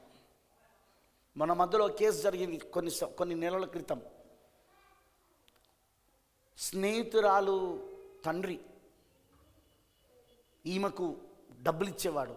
మామూలుగా అంకుల్ నాకు కొంచెం ఓ 1000 రూపాయలు ఇవ్వవా అంటే ఇచ్చేవాడు. అలా డబ్బులు ఇస్తూ ఆమెను లోపరుచుకున్నాడు. స్నేహితురాలు తండ్రి లోపరుచుకున్నాడు. డబ్బులు ఇస్తూ లోపరుచుకొని ఆ అమ్మాయిని ఎన్నోసార్లు ప్రెగ్నెన్స్ చేశాడు, కూతురు వయసులో ఉన్న అమ్మాయిని. సాతానుడు ఎప్పుడైనా గుర్తుపెట్టుకో, మంచి చేస్తున్నాడని ఎప్పుడు అనుకోకు. మరలా చెప్తున్నా, మంచి చేస్తున్నాడని ఎప్పుడు అనుకోకు. దాని వెనకాల చెడు ఉంటుంది, చూసుకో. ఈ డినామినేషన్స్ ఎప్పుడు మంచి చేయవు, ఈ సంఘ శాఖలు ఎప్పుడు మంచి చేయవు. దాని వెనకాల ఘోరమైన చెడు ఉంటుంది, గుర్తుపెట్టుకో. ఘోరమైన చెడు, అది ఆత్మ సంబంధంగా జరుగుతూ ఉంటుంది, అది భౌతికంగా కూడా జరగవచ్చు. ఎన్నోసార్లు ఎంతోమంది అనాథ ఆశ్రమాలను నడిపిస్తున్న ఆ సంఘంలోని చర్చిలోని వాళ్ళే అందులో ఉండే బాలికలను లైంగికంగా వేధించి, లైంగికంగా దాడి చేసి, లైంగికంగా వాళ్ళను వాడుకున్నారు. ఎంతోమంది అవి ఎన్నోసార్లు కేసులైనాయి. వాడు ఎప్పుడు మంచి చూపిస్తాడు, కానీ వెనకాల చేసేది చెడే. అందుకే మంచికి పడిపోవద్దు. వాడు చేస్తున్న, అపవాది చేస్తున్న మంచికి పడిపోవద్దు. సంఘ శాఖలు చేస్తున్న మంచికి పడిపోవద్దు. సంఘ శాఖలు చూపిస్తున్న మంచికి పడిపోవద్దు. దాని వెనకాలన్న చెడును నువ్వు గ్రహించాలి, నువ్వు వివేచించాలి, నువ్వు పట్టుకోవాలి. అర్థమైందని చెప్పింది. వాళ్ళు చాలా మంచి పనులు చేస్తున్నారు కాబట్టి ఉచిత ఆసుపత్రులు కట్టిస్తున్నారు. అదిగో వాళ్ళు ఉచిత ఆసుపత్రులు కట్టించి వాళ్ళ చర్చిలోకి వచ్చే వాళ్ళందరినీ, క్రైస్తవులకు అందరికీ ఉచితమైన వైద్యం చేస్తున్నారు. వాళ్ళు చదువులు చెప్పిస్తున్నారు అనాథ పిల్లలకు. అలానే ఆ వృద్ధ స్త్రీలకు వృద్ధాశ్రమాలు కల్పిస్తున్నారు. అదేవిధంగా లెపర్స్ అంటే తెలుసుగా, ఎవరు కుష్టు వ్యాధులు కలిగిన వాళ్ళందరికీ సహాయం చేస్తున్నారు. కరెక్టే, దట్స్ ట్రూ. కానీ మరి చెడు సంగతి ఏమంటావు? వాళ్ళ ఆత్మ సంబంధంగా వాళ్ళు చేసే పనులు ఏంటిదంటావు? మరి దాన్ని వాళ్ళు ఎలా నేర్పిస్తున్నారో చూసావా? వాళ్ళు ఏ విధంగా విస్తరిస్తున్నారో చూసావా? వాళ్ళు ఎలా విస్తరింపజేసుకుంటున్నారో నువ్వు గమనిస్తున్నావా? విగ్రహార్థన చేపిస్తారు వాళ్ళు. మరియకు పూజించడం, యేసుకు పూజించడం, యోసేపుకు పూజించడం, వాళ్ళ విగ్రహాలకు మొక్కడం, జపమాలలు, వాక్యానికి విరోధమైనవన్నీ చేపిస్తూ ఉంటారు. మళ్ళీ మంచి పనులు. అది నేను రోమన్ క్యాథలిక్ గురించి అంటలేను, నేను ఈవెన్ డినామినేషన్స్ కూడా, ప్రొటెస్టెంట్ సంఘాలు కూడా చూడడానికి మంచిగానే ఉంటాయి ఆ కార్యాలు, కానీ చేసేవి చాలా చెడ్డ కార్యాలు ఉంటాయి వెనకాల. అపవాది ఎప్పుడు అంతే, సాతానుడు ఎప్పుడు అంతే. వాడు మంచి చెడులు తెరిచే వృక్షం. వాడు నువ్వు పొందుకోవాల్సింది వాని దగ్గర నుండి వచ్చే మంచిని కాదు.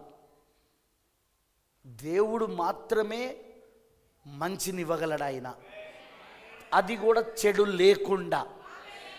అర్థమైందా? చెడు లేకుండా ఉట్టి మంచిని ఇవ్వగలిగేది ఎవరంటే దేవుడు ఒక్కడే. నువ్వు ఆయన దగ్గర నుండి పొందుకోవాలి. ఏది పొందుకున్నా చెడు లేకుండా మంచిని మాత్రమే ఇవ్వగలడు ఆయన. ఈ మెసేజ్ ఏంటిది? చెడు లేకుండా మంచిని మాత్రమే ఇచ్చే జీవవృక్షమై ఉన్నది. ఇది జీవవృక్షమై ఉన్నది. ఇది ఈ వర్తమానం చెడు లేకుండా మంచి మాత్రమే ఇచ్చే వర్తమానం ఇది. ఆమేన్. యేసుక్రీస్తు ఎవరు? జీవవృక్షమై ఉన్నాడు. యేసుక్రీస్తు ఎవరు? మంచి మాత్రమే ఉన్నది ఆయన లోపట. ఆయన ఆదికాండం 1వ అధ్యాయంలో 6 దినాలలో ఈ సృష్టిని పలకబడిన మాట ద్వారా సృజించినప్పుడు ప్రతి దినము చివరిలో దేవుడు సమస్తమును సృజించిన తర్వాత అది ఆయనకు మంచిదిగా అనిపించింది అని ఉంది బైబిల్లో. ఒక్కటి కూడా చెడు లేదు ఆయన లోపట. మంచి వెనకాల చెడు అనేదే లేదు. మంచి వెనకాల చెడు అనేది అపవాదై ఉన్నాడు. పైకి వాడు మంచి చూపిస్తాడు, కానీ వెనకాల చెడు చేస్తూ ఉంటాడు. విశ్వాసులు కూడా పాస్టర్తో అట్లనే ఉంటారు చాలాసార్లు. పైకి మాత్రం మంచిగా ఉంటారు, పైకి మాత్రం మంచిగా నటిస్తూ ఉంటారు, పైకి మాత్రం మంచిగా మాట్లాడుతూ ఉంటారు, పైకి మాత్రం మంచిగా తిరుగుతూ ఉంటారు, వెనకాల మాత్రం చాలా చెడు. ఎంత చెడు అంటే నాతోనే ఉంటూ ఇతరుల పాస్టర్లకు ఇక్కడున్న విషయాలను చేరేస్తూ ఉంటారు. ఈ మధ్యలో అలాంటి ఒక విషయం నాకు తెలిసింది. వీడు అపవాది, అందుకే వాడు అట్లా చేరేశాడు ఇక్కడున్న విషయాలు. కొండములు ఆడేది అపవాది, కొండములు చెప్పేది అపవాది. అపవాది సంబంధికులు కొండములు చెప్తారు. కరెక్టేనా? నమ్మకమైన స్నేహితుడు సంగతిని దాస్తాడు. నీకేదైనా రహస్యం ఏదైనా తెలిసినా నీ స్నేహితుని రహస్యం నువ్వు దాన్ని దాస్తావు. నువ్వు అది నమ్మకమైన స్నేహితుడు. అది పరుల గుట్టును బయట పెట్టాడు. కానీ వీడెవడు నమ్మకద్రోహి. వీడు అపవాది సంబంధించినోడు. వీడు ఏం చేస్తాడు? వీడు పరుల గుట్టును అంతా బయట పెడతా ఉంటాడు. నేను అదే అంట, నాతోనే ఉంటారు చాలామంది సేవకులు, కానీ నా గురించి మళ్ళీ సెల్ ఫోన్లో ఇతరులకు చెడుగా చెప్తూ ఉంటారు. కలిసి మాట్లాడుకున్నప్పుడు చెడుగా చెప్తూ ఉంటారు. మరి నా దగ్గర మాత్రం అన్న బాగున్నావా, అన్న బ్రదర్ బాగున్నారా, బ్రదర్ పాస్టర్ గారు బాగున్నారా, అయ్యగారు బాగున్నారా. వేషధారి నటన కాకపోతే ఏంటిది అది? వేషధారణ నటన కాకపోతే ఏంటిది అది? గుంట నక్కవు కాకపోతే ఏంటిది అది? వెనకాల ఉండి నువ్వు గుంటలు దౌతలేవా? అది దేవుడా? దేవుల్లో మంచి మాత్రమే ఉన్నది. నీ లోపటికి ఆ దేవుడు వస్తే, నీ లోపల ఆ దేవుడు జీవిస్తే నీలో మంచి మాత్రమే ఉండాలి తప్ప నీలో ఇలాంటి వేషాలు ఉండకూడదు కదా. ప్రైజ్ ది లార్డ్, హల్లెలూయా. అది నిజమండి. అపవాది సంబంధికులు వీళ్ళంతా పైకి మంచి చూపిస్తూ ఉంటారు, వెనకాల మాత్రము లోపల మాత్రము చెడు చేస్తూ ఉంటారు. వీళ్ళు పైకి మంచి చూపిస్తూ లోపల చెడు. పైన కర్ర బాగానే ఉంటుంది, లోపల చెదపురుగు తింటూనే ఉంటుంది. పైన తెలియదు చెదపురుగు ఉన్న సంగతి, అది లోపల తినుకుంటూ వస్తూ ఉంటుంది. అది మొత్తం తిన్న తర్వాత గొల్ల అయిపోయాక అప్పుడు ఎందుకో ఇట్లా కొట్టుడుతాడు. అరే ఏంది అప్పుడే అయిపోయింది దీని పని అని. కానీ అది ఎప్పటి నుండో చేస్తాను ఆ పని. సేమ్ అట్లాంటి వాళ్ళు ఉంటారు, చెదపురుగులు లాంటి వాళ్ళు. సంఘంలో చెదపురుగులు, పాస్టర్ దగ్గర చెదపురుగులు. పైకి మాత్రం బాగా మాట్లాడతారు, పైకి మాత్రం చాలా పొగుడుతారు, కానీ లోపట ద్వేషంతో అసూయలతో నిండి ఉండి చెడుని చేస్తూ ఉంటారు వాళ్ళు. మార్చుకోండి. అలాంటి వాళ్ళు ఎవరైనా ఉంటే మార్మల్స్ పొందండి, పశ్చాత్తాపపడండి, దేవుణ్ణి అడగండి. ప్రభువా అది నాలో నుండి తీసివేయి ప్రభువా. ప్రవక్త ఏమన్నాడు? నీలో ఉన్న ప్రతి చెడు వేరుని తీసేయమని దేవుని అడగమన్నాడు ఆయన. ప్రతి చెడు వేరు నీలో ఏదైతే ఉందో అదంతా తీసివేయమని దేవుని అడగమన్నాడు ఆయన. నువ్వు అడగాల సోదరుడా, నువ్వు అడగాల సోదరి, దేవుని అడగాలి. అది బ్రదర్ అలా ఉంటుందంటావా? మనం పుట్టిందే పాపములో పుట్టినాం. మనము ఆది పాపం ద్వారా జన్మించబడ్డాం. ఆ స్వభావం మనలో ఉంటుంది. అది కానీ నువ్వు ప్రార్థన చేసినప్పుడు దేవుడు నీకు ఆ స్వభావాన్ని తీసివేస్తాడు ఆయన. ప్రవక్త అంటాడు, నువ్వు పుట్టింది గొర్రెగానే, కానీ నీ ఆత్మ పందిగా ఉంది. ఏముంది? యాక్చువల్గా నువ్వు గొర్రెవు, కానీ నీ ఆత్మ పందిగా ఉంది. ఇప్పుడు నీకు జరిగేది ఏంటిదంటే, ప్రార్థన చేసినప్పుడు దేవుని అడిగినప్పుడు నన్ను మార్చి ప్రభు అని, అప్పుడు దేవుడు పంది ఆత్మను తీసేసి గొర్రె ఆత్మను పెడతాడు ఆయన.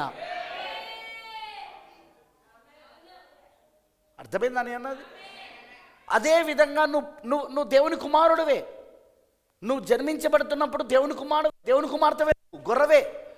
కానీ నువ్వు పాపం వలన పుట్టావు కాబట్టి నీకు పాప స్వభావం రావడం ఏ మాత్రం కూడా అక్కడ రాకుండా ఉండేదానికి అవకాశం లేదు. వస్తుంది, ఖచ్చితంగా ఉంటుంది. అది పాప స్వభావం అందరిలో ఉంటుంది, అందరిలో ఉంటుంది అది. కానీ ఇక్కడ దేవుడు చేసేది ఏంటో తెలుసా? నువ్వు ప్రార్థన చేసినప్పుడు, నువ్వు మారుమనసు పొంది దేవుని దగ్గరకు వచ్చి నువ్వు ప్రార్థన చేసినప్పుడు దేవుడు ఏం చేస్తాడంటే నీలో ఉన్న పాప స్వభావాన్ని ఆయన తీసివేసి క్రీస్తు స్వభావాన్ని నీలోకి ఇస్తాడు. ఆయన క్రీస్తు స్వభావం నీలో ట్రాన్స్ఫర్ అవుతుంది, నీలో పెడతాడు ఆయన. ఇప్పుడు ఆయన అర్థమైంది. అందుకే నువ్వేం చేయాలి? ప్రభువా, నాలో కొండములాడే బుద్ధి ఉంది, తీసేయి ప్రభువా. ఏమని ప్రార్థించాలా? నాలో కొండములాడే గుణం ఉంది, తీసివేయి ప్రభువా.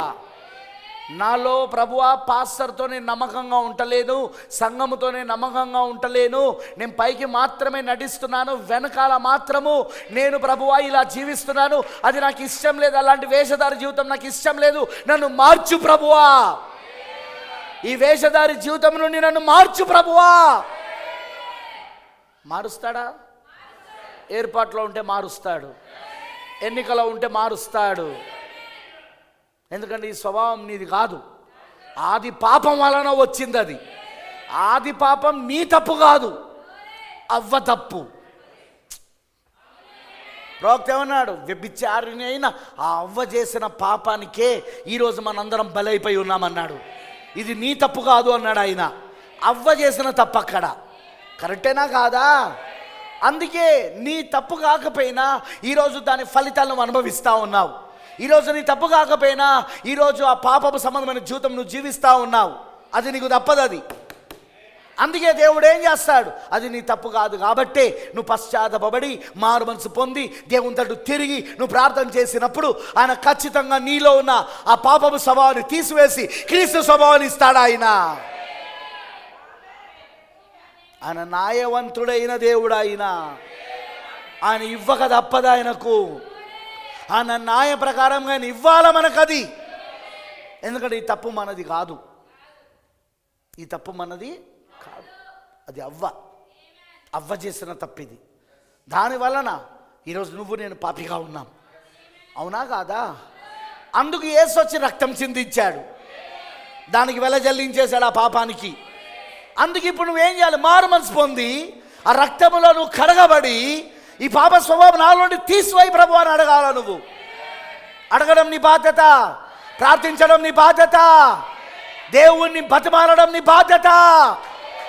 ఎప్పుడైతే నువ్వు దేవుని బతిమాలుతావో, దేవుని అడుగుతావో, దేవుని నువ్వు ప్రార్థిస్తావో, అప్పుడు దేవుడి యొక్క న్యాయం ఏంటిదంటే నీలో ఉన్న పంది స్వభావాన్ని తీసివేసి, ఆ పాప స్వభావాన్ని తీసివేసి, నీలో ఉన్న పందాత్మను తీసేసి గొర్రె ఆత్మను, దైవ స్వభావాన్ని నీకు ఆయన ఇవ్వాలి. ఆయన ఇస్తాడు, ఇస్తున్నాడు, ఇస్తాడు. బైబిల్లో ప్రతి దేవుని కుమారుడు ఆ విధంగానే పొందుకున్నారు. బైబిల్లో ప్రతి దేవుని కుమారుడు, ఎంతమంది అయితే బైబిల్లో నువ్వు వాళ్ళ చరిత్రలు చదువుతున్నావో వాళ్ళందరూ ఆ విధంగానే పొందుకున్నారు. ప్రియులారా, ఈరోజు కూడా నీకు ఇస్తాడు ఆయన. ఎప్పుడు మంచి చెడులు వృక్షంగా ఉండకండి, జీవవృక్షంగా ఉండండి. జీవవృక్షంలో మరణం లేదు, ఆ వృక్షమే జీవం. మంచి తప్ప చెడు లేదు అందులో. కానీ మంచి చెడు వృక్షంలో మరణం ఉన్నది. అందులో మంచితో పాటు చెడు కూడా ఉంటుంది. పైన మంచి చూపిస్తాడు, వెనకాల చెడు చేస్తాడు వాడు. అదే వాని పని, అదే వాని పని. పైన మంచి, వెనకాల చెడు. ఈ స్వభావమే, ఈ మంచి చెడుల వృక్షం ఒక స్వభావమే చాలా మందిలో ఉన్నది సంఘంలో. లోకమంతా వాళ్ళే, కానీ సంఘంలో కూడా ఉన్నారు. అదే ప్రాబ్లం. మెసేజ్లో ఉన్న వాళ్ళలో కూడా ఉన్నది ఇప్పుడు. అది పాస్టర్లలో కూడా ఉన్నది ఇప్పుడు ఆ స్వభావం, మంచి చెడుల స్వభావం.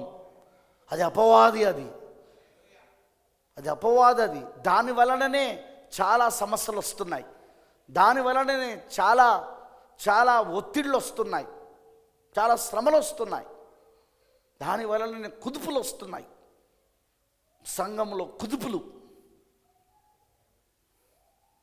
ఎందుకంటే ఆ స్వభావం పోలేదు. పైకి మంచిగా ఉంటారు, పైకి మంచి చేస్తున్నామని చూపిస్తారు, కానీ వెనకాల చేసేదంతా చెడు. మళ్ళీ పైకి వంచి వెనకాల చెడు. ఈ మంచి చెడుల స్వభావము, అపవాది స్వభావం, ఆ వృక్షం, ఆ మంచి చెడుల వృక్షం, అపవాది స్వభావం ఈరోజు చాలా మందిలో ఉన్నది. అది రావడానికి కారణం ఏంటిది బ్రదర్ అంటే, అందరికి వస్తుంది అది, ఒక్క యేసుక్రీస్తుకి తప్ప. అందరికి వచ్చింది అది, అందరికి వస్తుంది అది, ఒక యేసుక్రీస్తుకు తప్ప. ఎందుకంటే ఆయన ఆదిపాపం ద్వారా జన్మించబడలే. మనం ఆదిపాపం ద్వారా జన్మించబడ్డాం కాబట్టి ఆ స్వభావం మనకు వచ్చింది.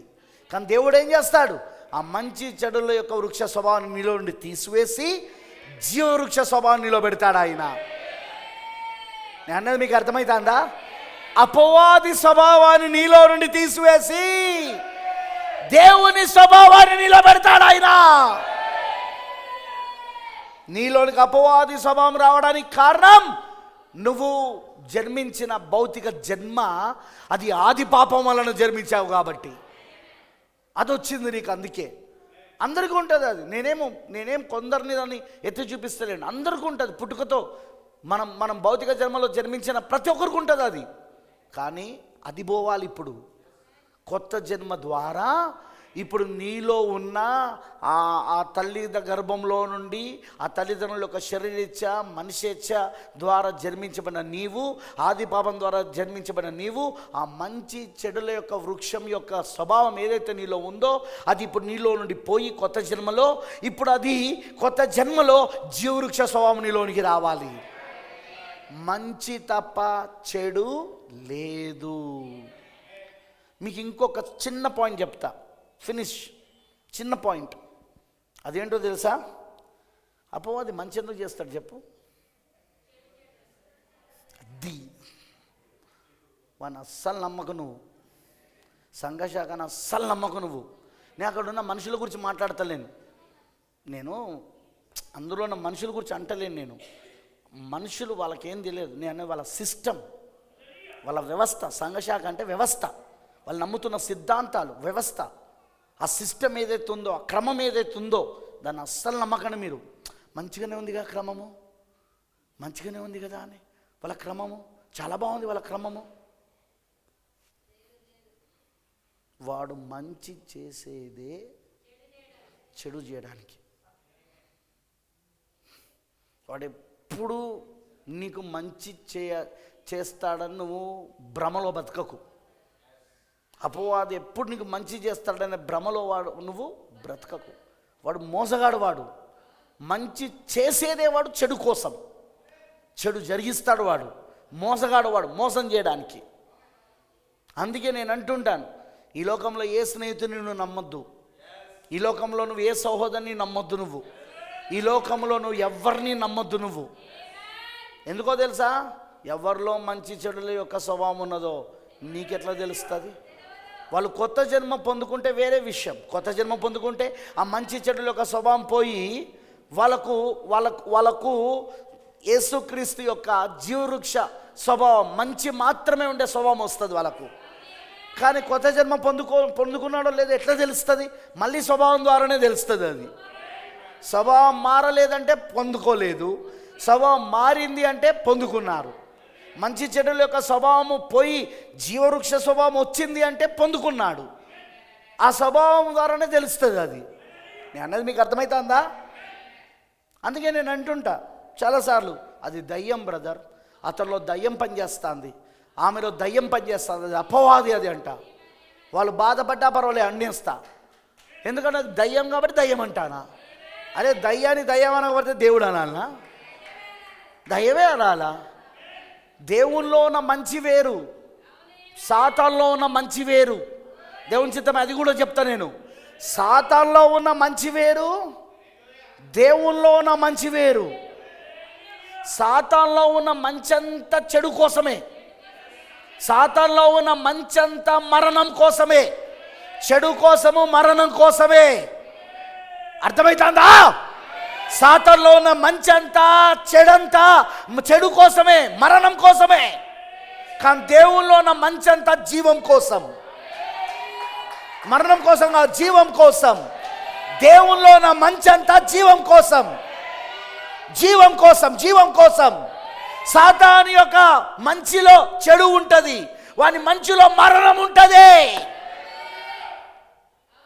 ఇది అందరు పట్టుకోలేరు. ఇది బ్రతబానం చెప్పాడు, ఇది అందరు పట్టుకోలేరు. ఇది ఈరోజు సంఘ శాఖలను, అందుకే చాలామంది అందులో ఏం తప్పు ఉంది? వాళ్ళు చాలా మంచి వాళ్ళు బ్రదర్, వాళ్ళు చాలా మంచి మంచి పనులు చేస్తున్నారు. వాళ్ళు అనాథాశ్రమాలు స్థాపిస్తున్నారు, వాళ్ళు పిల్లలకు చదువులు నేర్పిస్తున్నారు ఫ్రీగా, ఉచిత వైద్యము, ఉచిత ఉద్యోగము, లేకపోతే ఉచిత చదువులు, ఇవన్నీ చేస్తున్నారు.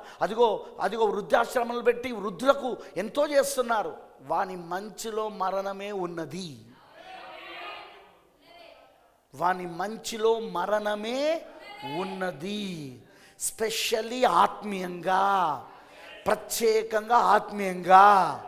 చూడు, మంచి చెడుల వృక్షం యొక్క ఫలమును అవ్వ తినుడుతోటే చచ్చిపోయింది. ఆత్మీయంగా ఆమె మరణించింది. అవునా కాదా? నేను మాట్లాడుతుంది భౌతికంగా కాదు, ఆత్మీయంగా. తర్వాత ఆమె మా భౌతికంగా మరణించింది, కానీ అంతకుముందు ఆమెకు ఆత్మీయంగా మరణం లేదు, భౌతికంగా మరణం లేదు.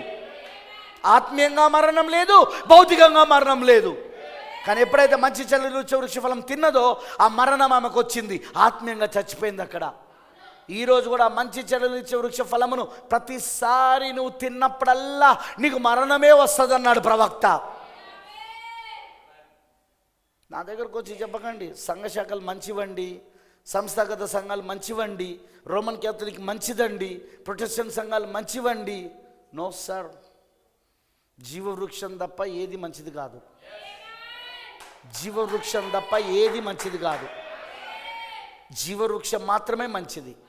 జీవవృక్షం కాకుండా ఉండే మంచి చెడుల వృక్షము చాలా రూపాలలో ఉన్నది ఇప్పుడు. అది చాలా రూపాలలో ఉన్నది ఇప్పుడు. అది మంచి చెడుల వృక్షము ఇప్పుడు చాలా రూపాలలో ఉన్నది.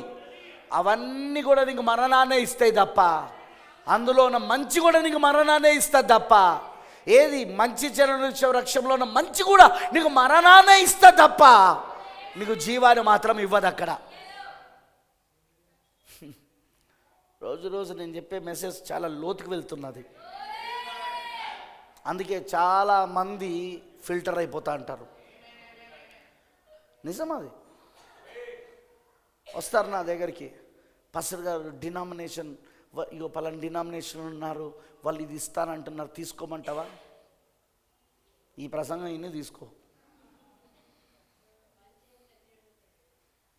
ఈ ప్రసంగం విని తీసుకో. వాడిచ్చే మంచిలో కూడా మరణమే ఉన్నదండి. వాడిచ్చే మంచిలో కూడా మరణమే. హైబ్రిడైజేషన్ వాడే ఇచ్చిండు, అందరికీ సరిపోతుంది ఆహారం, కానీ అందరికీ మరణం అవుతుంది. అది తింటానే మనం మరణానికి దగ్గర అవుతున్నాం. కరెక్టేనా కాదా? అవన్నీ వాడు తీసుకొచ్చినాయి. అవి చూసిన వాడు మంచి చేసిండు. వాడు దాని ఏమంటారు, మనకు ఇక్కడ ఇండియాలో కొత్త కొత్త వంగడాలు తయారు చేసినప్పుడు దాన్ని ఏమంటారు, రెవల్యూషన్ ఏమో అంటారు కదా. కొత్త కొత్త వంగడాలను అంటే కొత్త కొత్త విత్తనాలను తయారు చేశారు కదా. ఫస్ట్ ఏదో విప్లవం అంటారు చూడు, దాన్ని హరిత విప్లవం. మన ఇండియాలో హరిత విప్లవం మొదలైంది. ఏంటి, జన్యు మార్పిడి యొక్క విత్తనాలు తీసుకొచ్చారు, ఇంట్రడ్యూస్ చేశారు. మొత్తం ప్రభుత్వం అందరికీ చాలా పంట పండింది, బాగుంది, చాలా పంట పండింది, చూడడానికి చాలా బాగుంది. అబ్బబ్బబ్బబ్బబ్బబ్బా, ఎకరానికి 10 బస్తాలు 12 బస్తాలు పండే పంట ఇప్పుడు 30 బస్తాలు 40 బస్తాలు పండుతున్నాయి. అందరికీ సరిపోతుంది ఇప్పుడు ఆహారం. కానీ మరణం,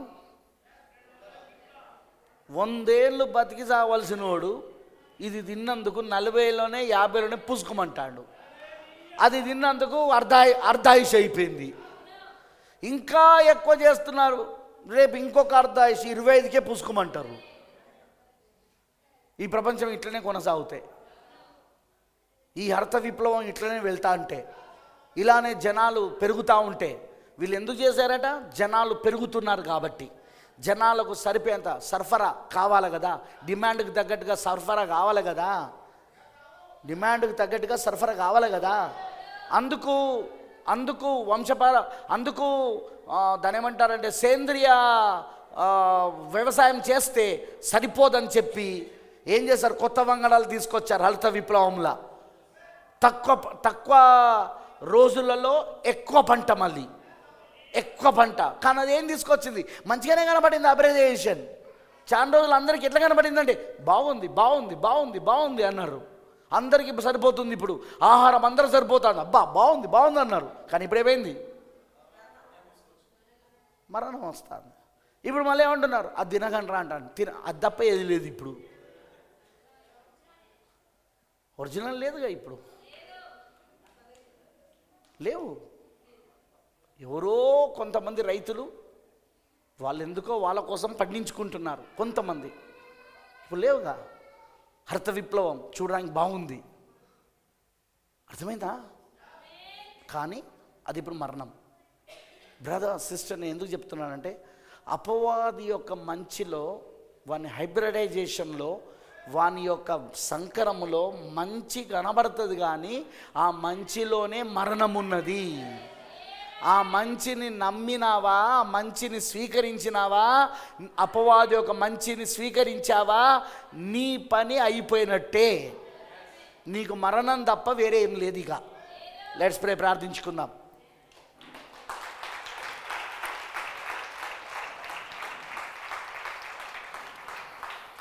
ప్రార్థించుకుందాం. ప్రతి ఒక్కరు కూడా కళ్ళు మూసుకొని ప్రభుకి సమర్పించుకోండి.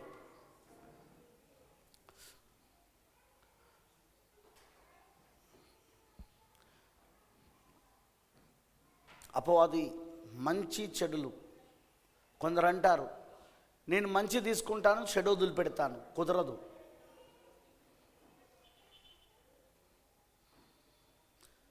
పౌలు గారు అన్నాడు, సమస్తమును పరీక్షించి మేలేదాన్ని మాత్రమే చేపట్టండి. సమస్తాన్ని పరీక్షించినప్పుడు నీకు అర్థమవుతుంది అపవాదిలో మంచి ఉన్నదని. కానీ ఆ మంచి నీకు చెడు కోసమే, మరణం కోసమే ఆ మంచిని వాడు ఇస్తాడని నీకు అర్థమై, దేవునిలో జీవవృక్షంలో కేవలము మంచి మాత్రమే ఉన్నదని, అది నీకు జీవాన్ని ఇస్తుందని, ఆ మేలైన దాన్ని చేపట్టమంటున్నాడు. అందుకే ఆ జీవవృక్షంలో నుండి వచ్చే మేలైన దాన్ని, ఆ జీవవృక్షంలో నుండి వచ్చే మంచిని నువ్వు చేపట్టమని అంటున్నాడు, పరీక్షించమంటున్నాడు. సాతాను యొక్క మంచిని తీసుకోకు, సాతాను యొక్క మంచిని తీసుకోకు.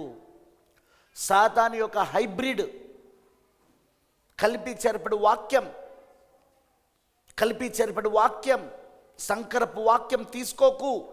అది బాగానే ఉంటుంది, మంచిగానే ఉంటుంది, అది బాగా అనిపిస్తుంది. అది అసంకరము చెవన వాక్యము, కలిపి చెరపడు బోధ, దాంట్లో చెడు ఉన్నది, దాంట్లో మరణం ఉంది.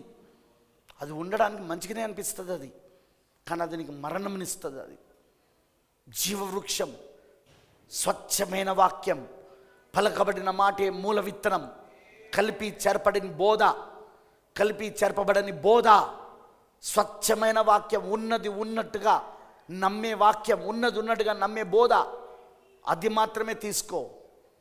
అది నీకు నిత్య జీవాన్ని ఇస్తుంది. అందులో మంచి తప్ప చెడు లేదు. ఆ వాక్యంలో మంచి తప్ప చెడు లేదు. ఆ వాక్యములో మంచి తప్ప మరణము లేదు, మరణము లేదు, చెడు లేదు. ఆ జీవవృక్షంలా మంచి మాత్రమే ఉన్నది, జీవం మాత్రమే ఉన్నది. దాన్ని తీసుకో సోదరుడా, దాన్ని తీసుకో సోదరి. ప్రార్థించుకుందాం. ప్రభు అయిన దేవా, సర్వశక్తిమంతుడా, కృపామయుడైన తండ్రి, నీకు వందనాలు.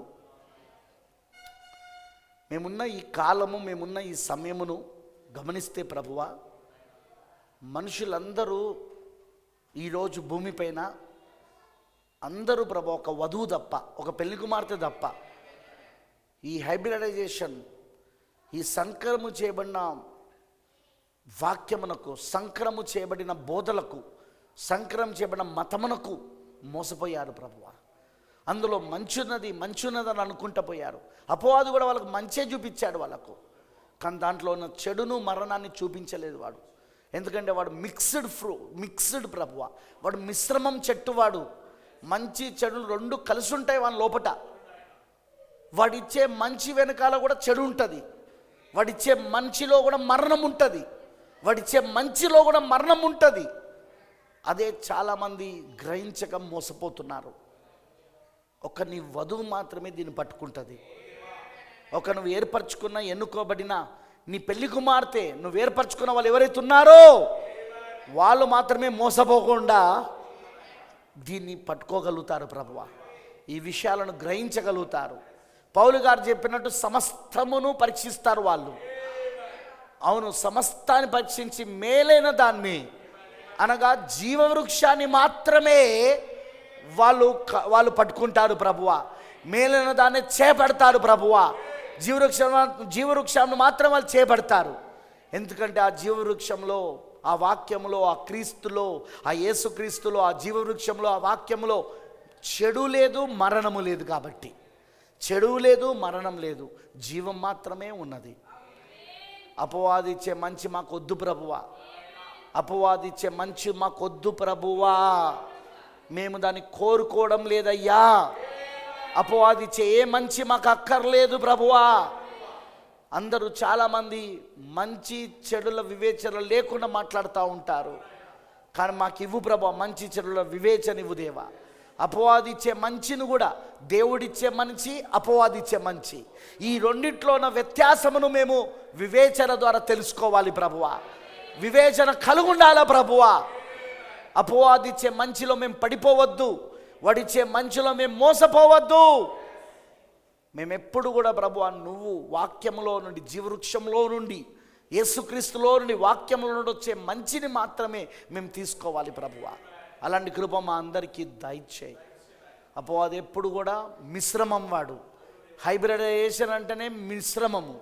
అవును ప్రభువా, హైబ్రిడైజేషన్ అంటేనే మిశ్రమము. సంకరం అంటేనే మిశ్రమము. ఒకే జాతికి చెందిన రెండు వేరు చెట్లలోని జన్యువులను కలపడము, చెరపడము, అదే కొత్త వంగడము, అదే సంకరం చేయబడిన చెట్టు అది ప్రభువా. వాడు మంచి చెడుల మిశ్రమం చెట్టు. వాడు మొదటి నుండి వాడు మిశ్రమం ప్రభువా. మొదటి నుండి వాడు ప్రభువా, అదిగో హైబ్రిడ్ ప్రభువా. వాడు సంకరము ప్రభువా. మొదటి నుండి వాడు ఆ సంకరములో మంచి కనబడుతుంది, కానీ మంచి వెనకాల చెడు, మరణం ఉంటుంది.